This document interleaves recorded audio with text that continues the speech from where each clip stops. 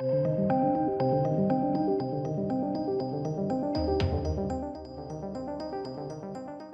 ladies and gents, welcome to my review of Superman and Lois Season 2 Episode 3.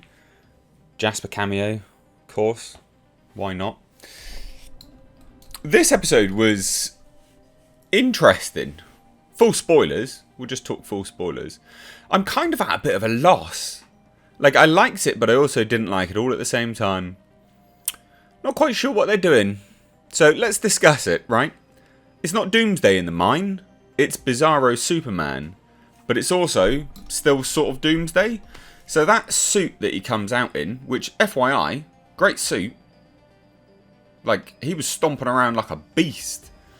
I like that. I thought that was really well done. But that suit's quite comic accurate to Doomsday. And how Bizarro's created with duplicating rays and stuff like this doesn't quite fit the bill for this Bizarro. So I think they're kind of blending Bizarro and Doomsday together somehow. I'm going to be really intrigued to see how this goes forward. And it's interesting as well because there was some dialogue quite literally of, you know, Superman's like, oh, it feels like it's the end of the world or something like that. And even Lois Lane goes, oh, you know, don't go all Doomsday on me. And I'm like, alright then.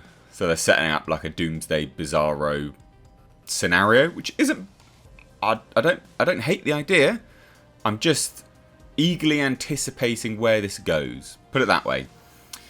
But that fight sequence, as Bizarro smashes through the mines, and you know, is sort of just stomping around, all slow motion. You could feel the weight of this character in that suit. Very well designed. Looked really good actually. For TV, it was great. Spot on. And then the fight with Superman in midair and stomping him, you know, punching him and stuff was really well done. Actually, really well done. And obviously, John Henry Irons swoops in, gets, you know, punched to one side, but obviously exposes a piece of the suit off, and that's where Superman's like, "Oh wow, okay, yeah, no, that's me," and his face is all scarred up and stuff. Bizarro. I mean, I'm very intrigued to see where it goes. Let's put it that way. So that's all the really, really positive stuff. Now let's get to the weird negative stuff, of which there is some. Oh, also, I really liked how Bizarro knew where the Fortress of Solitude was. Was, in past tense, because it's been destroyed now. And goes there at the end, and all has a wrecked cape and stuff like this. Really, like, genuinely, really, really good. I'm going to be interested to see how they explain this Bizarro Superman. But let's get to the other stuff. So there's a few things that I didn't like, right? Superman had some outbursts. Jordan wanted to tell his girlfriend that he has superpowers. Obviously, that's a dumb move. It's super dumb.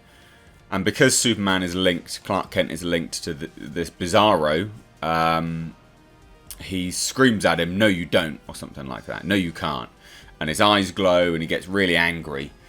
And he's forced to apologise for it and atone for it like it's a sin. Even though, you know, everyone goes, "Yeah, no, we understand." And I think that's a bit dumb. You know, I understand kids have, you know, they don't have the mental fortitude to understand some emotional things sometimes. But I think that we could have got that they would have understood that. So that was a bit strange.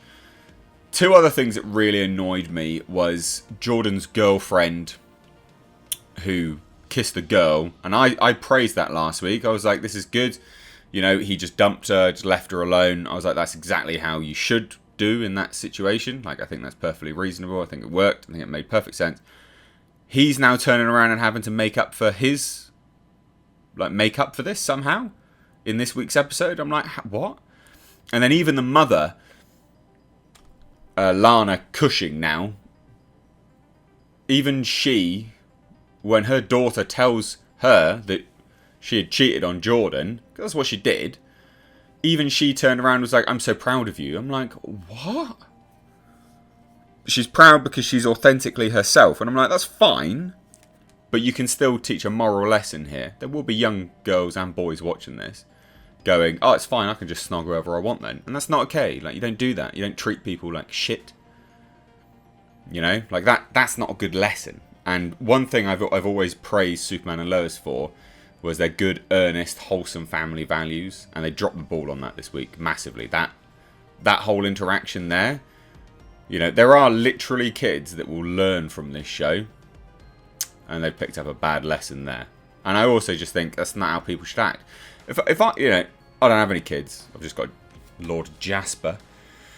But if I had a kid and they told me they cheated on their partner, I'd sit them down and I'd be like, right, like, explain the situation to me. You know, explain it to me. What if I told you I cheated on your mother? How would you feel about me? You know, and teach them the moral lesson and go, look, you know, this is a lesson learned. It's a scummy thing to do, but let's move on from that now.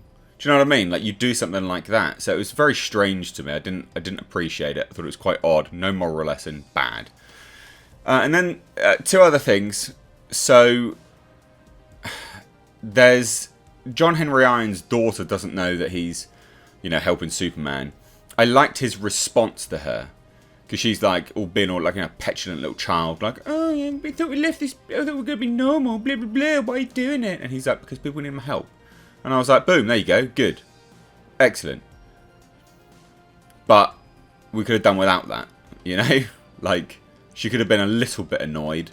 But they could have also painted her to have a little bit more emotional maturity than act like a petulant child.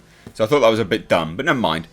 And then lastly, Jonathan learns that his teammate on the football team is taking kryptonite steroids.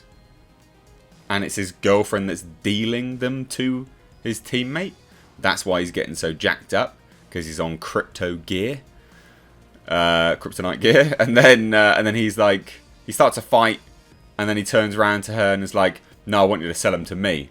And I think this will probably paint some, you know, stuff out in the future that he'll get some powers, but then they'll mess with his Kryptonian DNA, or he'll suffer some form of side effects that no one else gets because he's not completely human. Do you know what I mean? And I thought that was fine. Like, interesting. Some stuff's a little bit dumb.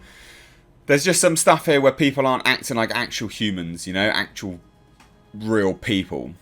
And yeah, sure, I'm sure there are some people that wouldn't chastise their children for cheating on, you know, their significant others, their girlfriends, boyfriends. But personally, I would, and I think they dropped the ball. So I'm genuinely interested as to where they go with this Bizarro Superman. I'm really, really intrigued, just because I don't know how they're going to explain it in a satisfying way. I think they probably will be able to, but I just can't see it. And this is what I like about this show. Some of this stuff just is not predictable, and it can't be like a Tal-Ro, you know, Morgan Edge. It can't be his plan. I don't understand. I don't know. So I'm really intrigued. But let me know what you guys thought of this episode down below in the description box, in the comment section, not the description box. You can find my Twitter and Instagram in the description box. Thank you so much for watching there, guys. Take care.